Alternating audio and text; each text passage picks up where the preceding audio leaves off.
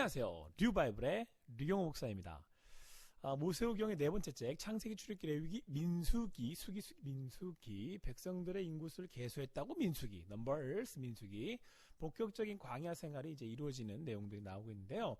지난 시간 살펴본 11장에서 15장까지의 내용에서는 안타깝게도 이스라엘 백성들이 가데스 바네에서 정탐을 갔다가 결국은 하나님의 뜻을 헤아리지 못하고 하나님 앞에서 원망하게 되죠. 그래서 그들은 이제 1세대는 가나안에 가지 못하게 되고 40년 동안 이제 광야를 헤매야만 했습니다요. 그래서 이제는 본격적으로 이제 광야의 캠핑이 이제 삶이 시작되는데요.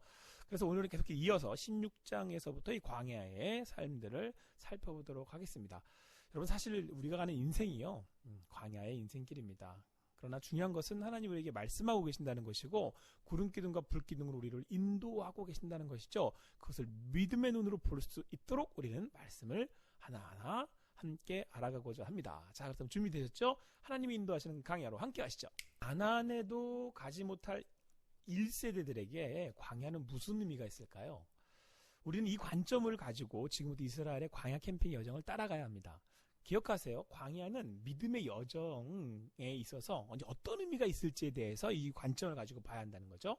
그리고 하나님이 이 과정을 통해서 무엇을 하기를 원하셨는지를 살펴봐야 됩니다. 자, 그럼 16장 함께 살펴보겠습니다. 16장 살펴보면 고라당 반역입니다. 그림을 보시면 가나안 캠핑에 이제 모기를 쫓겨서 향을 피웠죠. 성경에서는 이제 고라당의 반역으로 인해서 지진에 나서 이제 모두 빠져 죽게 되는데 향을 바쳤던 이들은 이제 향에서 불이 나와서 이제 살라버리게 됩니다. 16장에서는 이제 당을 지어 모세에 대항하는 이들이 나타났잖아요. 이제 그들이 이제 고라를 중심으로 해서 레위 자손들과 르우벤 자손, 엘리압의 아들 다단과 아비람과 벨렉의 아들 온이었습니다. 여기 여러분 레위의 족보를 보시면 제사를 돕는 레위 지파를 이루게 되는 아들들, 게르손, 고핫, 무라리. 여러분 민수기 4장 기억나시죠? 그 게르손, 고핫, 무라리 중에 이제 고핫의 아들 이스할, 이스할의 아들이 누구냐면 고라예요.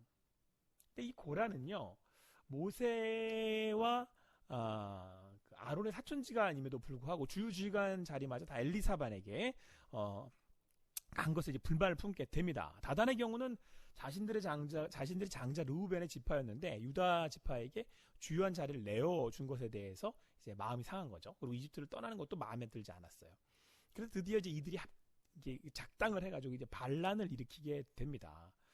나머지 시간들은 이제 가나안에 들어가지 못하게 되자 이를 빌미로 이들과 새를 모아서 이제 반기를 들게 되었습니다.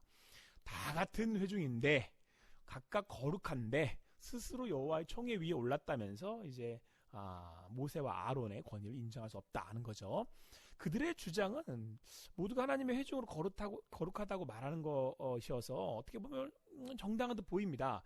근데 사실 여러분, 이들은요, 앞서 말한 이유들로 불만이 생겨서 모세와 아론에게 대항한 겁니다. 이는 실제로는 그들을 세우신 이제 하나님을 향한 불만이라고 할 수 있습니다. 신앙인은 자신의 불만의 근원을 찾아낼 수 있어야 돼요. 내가 왜 이런 생각을 하는지, 내가 이 말을 하는 이유는 뭔지 자기 자신을 중심을 살펴볼 수 있어야 한다는 겁니다. 말을 하니 그럴싸하게 들릴지 모르지만 중심을 보시는 분이 하나님이시기에 나의 동기를 살펴야 한다는 것입니다. 신앙의 양심으로 바라볼 수 있어야 한다는 것이죠. 그래서 모세가 제안하여서 이제 향로를 가져다가 하나님께 속한 자가 누구인지 시험하게 됩니다. 향로는요, 제사장만이 다루는 것으로 진정 하나님이 세우신 제사장이 누구인지를 이제 시험하자라고 하는 것이죠. 이때도 모세는 이제 중보를 해서 이스라엘 다른 사람들이 이제 이들로부터 떨어뜨려서 이제 그들은 이 불로부터 살게 됩니다. 민수기에서 계속해서 그려지는 게 이제 모세의 중보의 기도입니다. 위기 때마다 모세가 나가서 기도를 하죠. 이것은 예수 그리스도의 중보로 이 땅에서 사는 성도들이 살아가고 있음을 보여주고 있는 예표입니다. 동시에 교회된 우리들이, 예수의 지체된 교회된 우리들이 또한 기도해야 함을 말씀하고 있습니다. 지금 상황이 어려워서 여러분 아무것도 할 수 없다는 그런 상황입니다. 그렇게 이야기합니다. 그런데 여러분, 우리는 가장 강력한 기도를 할 수 있습니다. 지금 바로 이때가 기도할 때임을 잊지 마십시오. 기도는 여기에서 바로 할 수 있는 가장 강력한 무기입니다. 지금 중보할 때 예수 그리스도께서 그러셨던 것처럼 오늘도 이 땅 가운데 하나님의 능력으로 우리가 나아갈 수 있다라고 하는 사실입니다. 결국 고라를 따랐던 무리들은요, 모두 땅이 갈라져도 죽거나 불살라져 이제 죽게 되어 심판을 받게 됩니다.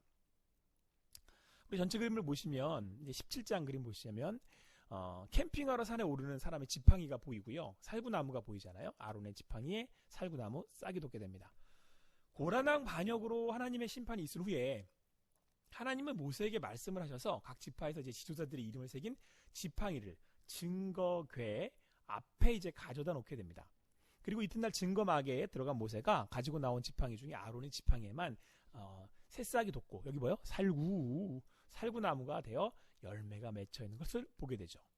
그리고 그림에 쌍난 지팡이 보이시죠? 쌍난 지팡이. 네. 하나님께서는 아론의 지팡이는 이제 증거궤 안에 넣으라고 말씀하시죠. 그래서 여러분, 증거궤 안에 세 개 있잖아요. 아론의 쌍난 지팡이, 그리고 십자가, 그 예수 그리스도의 하나님의 말씀 두 돌판, 그리고 뭐죠? 네, 만나가 담긴 항아리, 이렇게 세 가지를 들어가시잖아요. 그 중에 이제 드디어 아론의 쌍난 지팡이가 들어가게 됩니다. 이것은 그가 진정한 하나님이 세우신 대제사장임을 나타내신 것이며, 이걸 통해서 대제사장 예수 그리스도, 대제사장으로 오시는 예수 그리스도를 나타내 보이기 위해서 그의 영적 권위를 세우셨던 것입니다. 또한 하나님께서는 예수 그리스도의 십자가로 구원받은 하나님의 백성들을 왕같은 제사장이라고 부르시는데요. 이거는요, 영적 권위를 가지고 이 땅에서 제사장으로 하나님과 세상을 연결하는 다리가 되라는 말씀입니다. 그래서 여러분, 그리스도인인 우리들, 제사장인 우리들은 무엇보다 영적인 삶, 거룩한 삶을 우선해야 합니다. 그러면서 아론이 자신의 지팡이를 가지고 등산을 이제 하는 것처럼 지금 나아가고 있습니다. 신앙의 등산을 해나갈 때요, 우리는 아론이 짚고 있는 그 쌍난 지팡이처럼 그곳에서 열린 그 살구나무의 열매처럼 우리 인생 가운데 영적인 신앙의 열매를 맺으며 살아가야 합니다. 그래서 여러분, 특별히 우리가 이제 6장 7장을 볼 때에 앞선 고라당의 반역 사건 이후에 하나님께서 아론의 쌍난 지팡이를 싹을 틔우고 살구나무 열매를 맺으셨잖아요. 이럴 때 이렇게 해서 구별하신 게 뭐냐면 권위에 대한 말씀이었어요. 그러니까 모세의 권위에 도전했었고 또 아론의 권위를 세우셨잖아요. 그래서 하나님께서 이것을 통해서 하나님의 권위와 통치를 나타내 보이신 겁니다. 이 그 두 말씀, 이 두 장의 말씀을 통해서 권위는 하나님으로부터 오는 것이며, 제일 권위자들의 권위자는, 그리고 그 권위의 뿌리는 바로 하나님이심을 나타내고 있습니다. 그래서 어떤 권위자라고 하더라도 늘 내 머리 위에 하나님이 계시는 것을 잊으면 안 돼요. 이걸 신앙이라고 그러는 거예요. 반대로 또 다른 이들은 하나님이 세우신 그 권위자들을 통해서 다스리시는 하나님의 인도하심을 기억하고 협력해야 합니다. 이때 여러분, 공동체에게 주어지는 말씀, 우리에게 주어지는 말씀은요, 지도자에게나 다른 이들에게나 모두에게 삶의 기준이 됩니다. 공동체의 기준이 되는 것이죠. 우리 모두가 하나님의 권위 아래서 말씀을 순종하며 나갈 때 하나님의 나라가 이 땅에 이루어지게 되는 것입니다. 그래서 18장을 보시면 가나안 캠프장에 동굴이 있는데 11조 동굴입니다. 18장에서 레위 자손의 이제 목소리 11조를 따로 이제 구별해서 드리게 되는데, 이제 그게 이제 11조죠. 그래서 11조는 레위인의 분깃이 됩니다.